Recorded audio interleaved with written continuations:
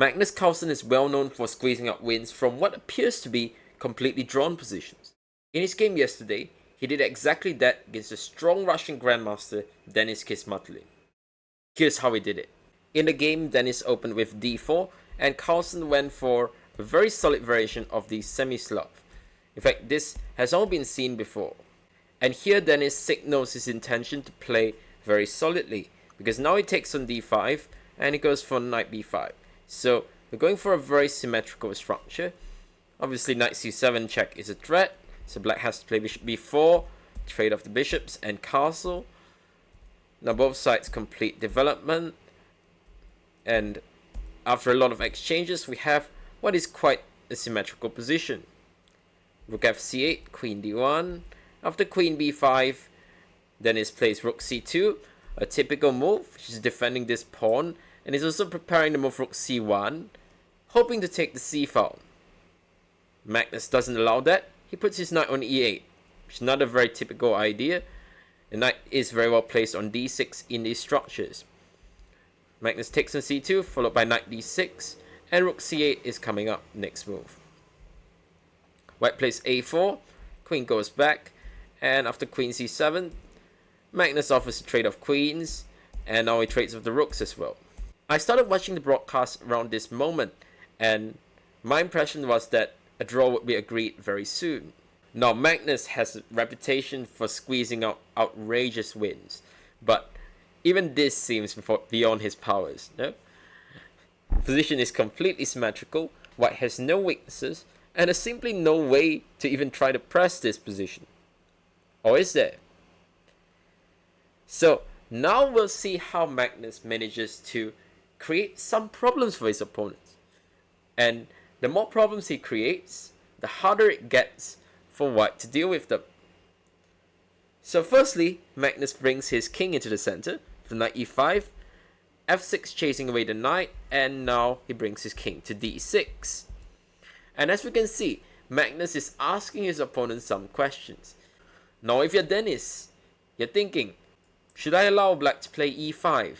And maybe he can try to push his pawn to e4. And then maybe black can claim some sort of space advantage and try to go for some sort of pawn storm on the king side. Now obviously that's also a draw, but as you can see, it's not so much about the evaluation, but about the fact that it's starting to get slightly uncomfortable for white. So white now plays the move f4, taking control of e5, but he does weaken the square on e4. Magnus now plays a5. And now I believe that white should have tried to create some trumps of his own. And I think he should have gone for the move b4. The idea is simple. If a takes b4, knight takes b4, then we have a very nice position. And if black allows white to take on a5, for instance, if he plays king c6, then white gets the square on c5. And with it, here's some counterplay. If knight's outpost face knight, hitting the pawn on e6. And I think white would have zero problems here. But psychologically, it's always a bit weird when you're facing such a strong player and you only want to draw. Because sometimes you get scared and you don't want to make a move like b4 because it feels committal. And you don't want to overextend yourself against such a strong player. So Denis plays on the other side of the board. He plays g4. Now remember the square on e4 that we were talking about? Magnus is aiming his pieces towards it. He first plays king c6, and after h4, now knight d6. And on a very good day, the knight could jump into e4. I mean, if he goes in right now, it doesn't really achieve very much, doesn't hit any weaknesses or control any key squares. But in the future, that could change. White plays h5, and black plays h6. Now white plays b3. So I want you to pay close attention to Magnus's next move. King d7. It seems like it's just a waiting move. But that exactly is the point.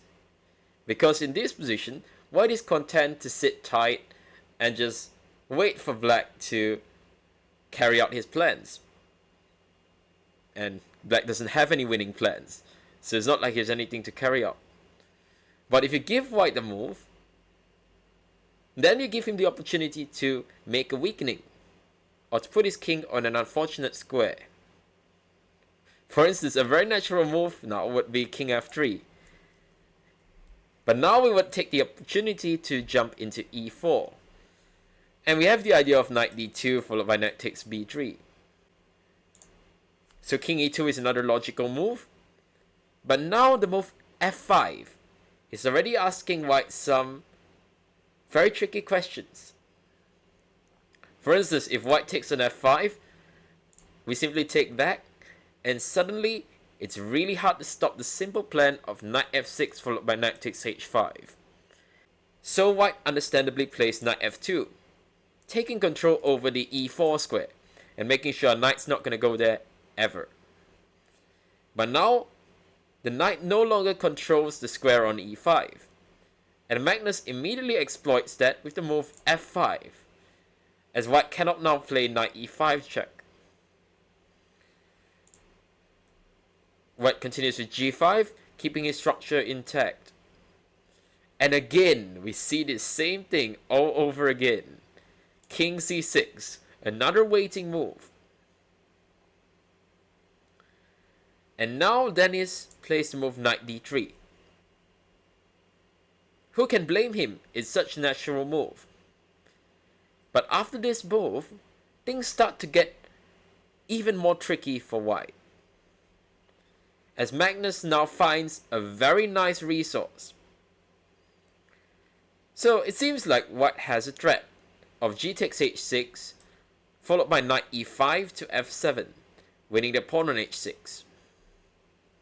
But one thing that strong players do is they ask themselves, is my opponent's threat really a threat? Magnus asks himself this question and ignores it. Knight e4. Knight e5 check, king d6. So now the pawn on g5 is under attack. In addition, we also have the threat, besides h6 g5, of playing the move knight g3 and taking the pawn on h5. So suddenly, white's two kingside pawns are looking really exposed indeed. Keep in mind that Denis only has 45 seconds left, and it's in this position he made the losing mistake.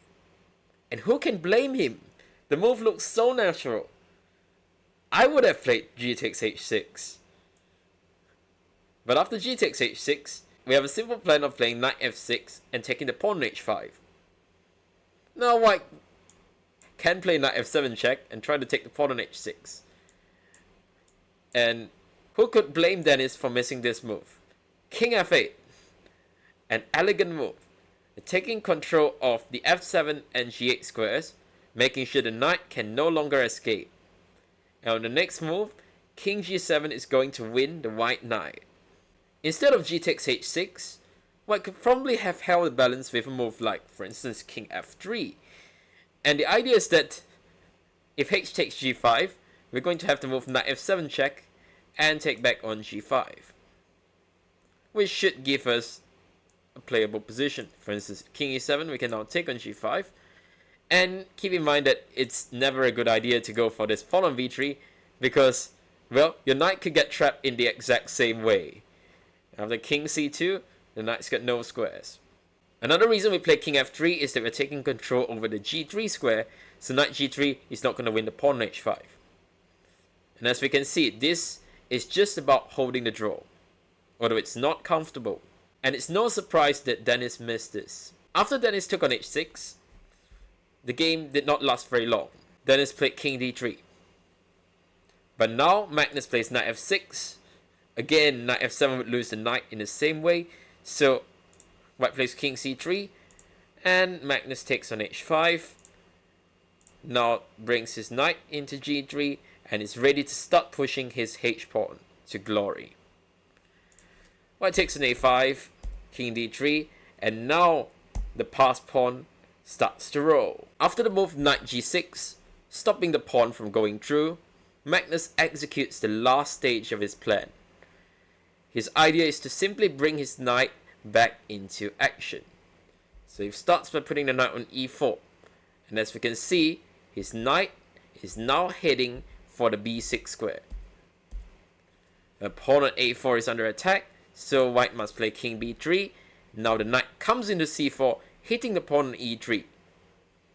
The only way to defend it is with knight g2, but as we can see, the knight is no longer on h4. So Magnus now plays knight e2 check, and after knight f3, now the pawn will simply go through. The knight is powerless to stop the advance of the black pawn, and so Denis resigned. An amazing squeeze by the world champion.